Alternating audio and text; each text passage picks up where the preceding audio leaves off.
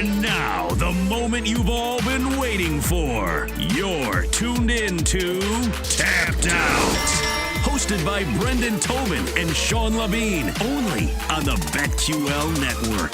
Marvin Vettori, Jared Cannonier going at it tonight. UFC Las Vegas 75.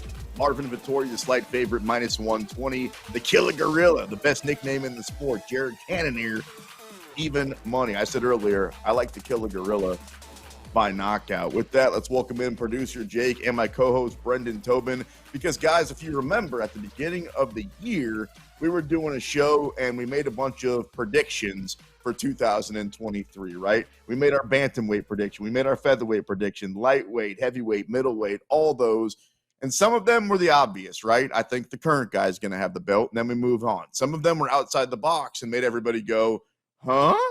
Well, I take back a little look at our list here, fellas, and not too shabby, if I may say so myself. So let me catch people up. Your current champions, flyweight Brandon Moreno, bantamweight, man, I can't believe this guy's held on the title as long as he has. Aljamain Sterling, Volkanovski still technically the flyweight champion, Yair the interim champion. Then you've got Islam holding the strap, Leon holding the belt, the middleweight champion, Israel Adesanya, light heavyweight champion, Jamal Hill, and the heavyweight champion of the world and the pound-for-pound #1 fighter. No surprise, the GOAT he is, John Jones. All right, guys, when it came to the bantamweight champion, Jake was the only one who has it right. Now, that wasn't really the name of the game, Jake, before you pat yourself on the back too hard. We were trying to figure out who the champion's going to be at the end of the year, which brings up my prediction of Sean O'Malley. So essentially, it looks like one of us is going to be right because it feels like once those guys finally fight,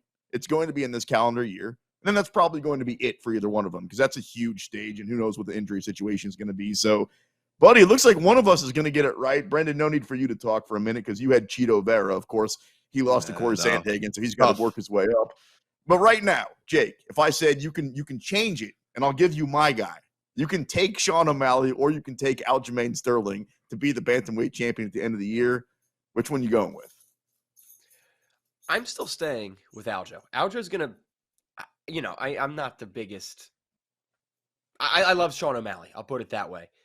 Aljo's going to wrestle Sean O'Malley into the ground. And as a caveat, I'm the only one of us who actually rewatched that segment today because I had to put the schedule together. So in doing so, I said my exact answer was, I think it's going to be Aljamain, but my heart wants it to be Sean O'Malley. So I'm going to be right one way or the other in a sense. Listen to this guy. This is the guy who's a Philadelphia What was your Eagles fan pick? who Just bet pick against the one. team in the Super Bowl just to win some money. Look, I used to be the Switzerland guy on the show, right, where I'd take both sides. And then we got producer Jake. Who ultimately do you think wins that fight? Because obviously I think O'Malley is going to end up taking out Aljo. Who do you got in that one, BT? I agree with Jake. I think that Aljo, this one to me is just like he's got the formula to go do it. I think he knows like standing with Sean O'Malley is a terrible idea. So he's gonna take him into those deep waters. It's not gonna be anybody giving Sean O'Malley an opportunity to do it. It just seems like a nightmare for me. But look, Sean O'Malley proved a lot of people wrong when he beat Jan, as close as it may have been. So maybe this is the chance he could do it. He certainly, I think what he has to do is he's got to keep Aljo at range the entire time. He's got to throw a lot of punches, got to be careful with what kicks he throws to choose. But if he could do that, I mean, he's got the measurables that maybe he could keep Aljo off of him. But if Aljo gets a hold of him, it feels like it could be a really rough night. If O'Malley loses, I feel like he's got a natural badass fight lined up, guys. Like, don't they just put him against Cheeto Vera? Doesn't that just make a lot of sense?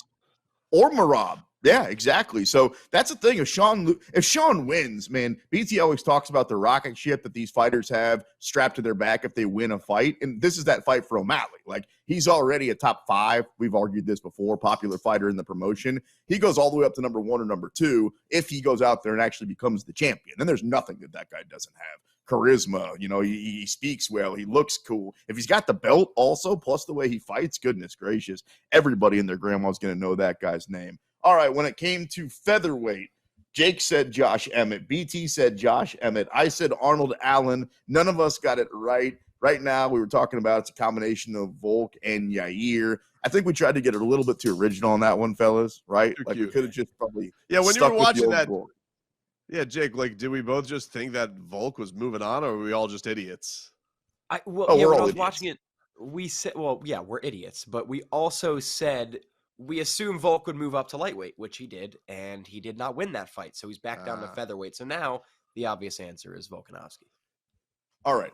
Here's where the fun starts. At lightweight champion end of the year, our prediction for Jake, Islam Makhachev. For BT, Islam Makhachev. For me, Charles Oliveira.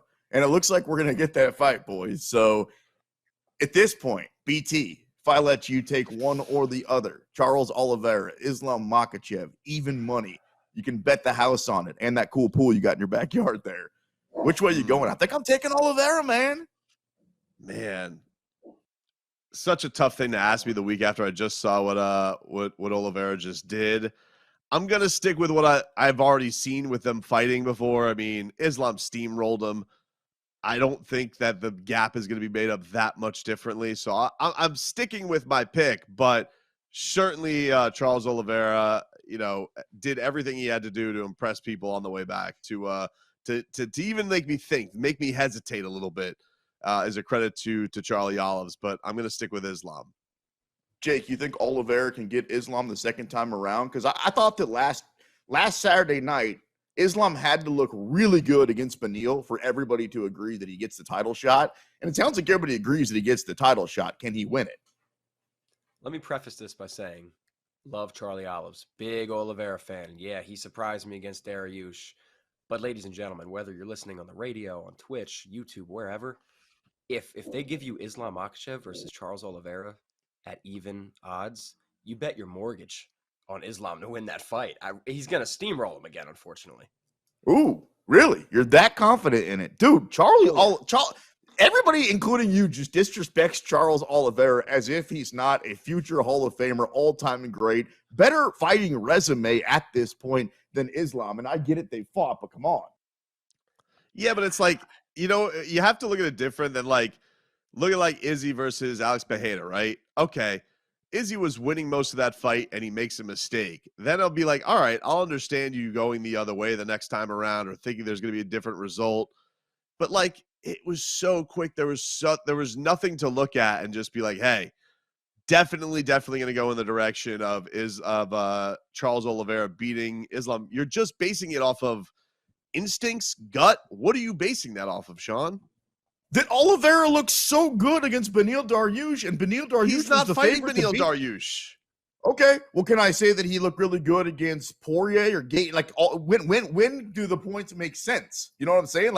He's fought when he's not fighting Islam Makhachev. That when he's fighting Islam Makhachev, then it's then you have to be like, oh, but that fight wasn't very close.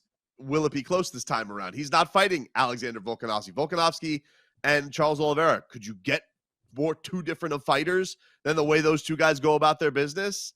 It's just a different fight, dude.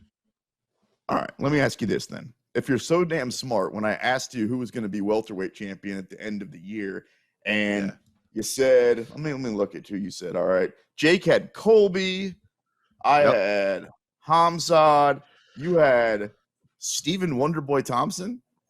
He's still in the promotion, right? What's he in fairness? I can explain this. I remember what I said because I was just fresh off of seeing him cage side in Orlando, taking on Kevin Holland. And I thought to myself, all right, we had to pick at the end of the year, right? If Leon Edwards gets past Usman, wouldn't that fight make a lot of sense? That's a great fight. Stephen Wonderboy Thompson versus Leon Edwards. You're telling me you're not in immediately for that fight? What is that, the greatest martial arts thing we could ever put inside an octagon? So, guy's been around forever. Come on. It's not that fun. It's not that crazy. Leon, it's not that crazy. Smokes him like a bong at a frat party, dude. Really? Yeah. You think so? Yeah. I don't know, dude. In a stand-up match, because he's not going to go to the ground. In a stand-up match, you don't think that Stephen Wonderboy Thompson would have a chance against Leon Edwards? I think he would. The course is current events, dude. Maybe a few years ago. Jake, the course is current events. Did you hold on? You still Jake, come on. Tell this guy what's up. There's nothing to chime in about, BT. This is nonsense, man. Come on. Why? Come on. Hold on. It's a good fight. It's a good fight. It's a great it's not fight. realistic. It's not realistic. It's not that far off. It's not that far. All right, so because I did, in fairness to everybody, when we were producing before, in between the breaks, I was like, where is Stephen Wonderboy Thompson? When is he fighting? So I was unaware. He's apparently going to fight at UFC 291 against Michio Pereira, which, by the way, also a great fight. That's a crazy nice fight fight. between those two. That's not a a fun title fight. eliminator, though. Totally fair. But we get to the beginning of 2024, and Leon beats Colby. I don't know, dude. I think they should go Wonder Boy. That's a great fight. Maybe. I mean, look, if it comes to fruition, I'll pat you on the back, but I would be absolutely shocked. All right, let me if ask it you this. does. Yeah. Would you Yeah. rather fight? What? Be honest. No title on the line. Just what's a more fun fight? Leon Edwards versus Bilal Muhammad, or Leon Edwards versus Wonder Boy? I mean, you know what I'm going to say, because obviously Wonder Boy's a more exciting fighter than Bilal That's Muhammad. what I'm talking about, dude. Let's have some if we just fun. went with- If we just went with who's the most exciting fighter in the promotion, then there's a lot of dudes that, are ranked number 12 and number 16 that are going to get shots at the belt. And at some point, that's not how it works, right? If it's I don't know, Leon let's versus name Wonder Boy, him out. I'm telling you right now, if it's Wonder Boy versus Leon, if that ever happens for the title, I'm betting Wonder Boy because I'm getting fat odds. Dude, you better bet Wonder Boy after what Yeah, you've been you will. saying the last few minutes. That's Brendan Tobin, producer Jake. I'm merely the sports machine, Sean Levine. We only got a couple of minutes left here. Light heavyweight. None of us had Jamal Hill. And I'm not going to say he completely came out of nowhere. It's just that entire division's been so messed up and so hard to predict the last couple of years. Since John left, then Yuri takes the belt. Did you guys hear, though? Yuri's coming back. So maybe we're going to Can't have maybe we'll have a little bit more, I guess, excitement added. Jamal Hill, you tell me, great fighter, fun fighter, feels kind of like a weird champion, doesn't he? Yeah. I don't know, man. He's very, very, he's another one, like super dynamic. The way that he goes about in his strike game, like, hell, that's a really fun championship fight. Him versus Yuri. Those two guys, Yeah. whew. And do you remember, like, a year and a half ago when Jamal was on our show, he was getting his hair cut, and he called out Yuri. He was like, I always wanted this Yuri fight, and it's close to happening. It takes a real man to be getting your head shaved at the barber and call out another man at the same time. I thought that was actually pretty cool, and it would be a great fight. And I really wonder what the odds would look like if that one comes down, because Yuri Prochazka felt like he was unbeatable. Then he went away, and then the last couple of times we've seen Jamal Hill, it's like, damn, how do you beat that guy and his frame? Man, that would be a very, very fun fight to watch. And then at heavyweight, I was the only one that got really original. Well, pat on the back for Jake for saying Francis Ngannou. At that time, we didn't know that he was going to be signed by the PFL.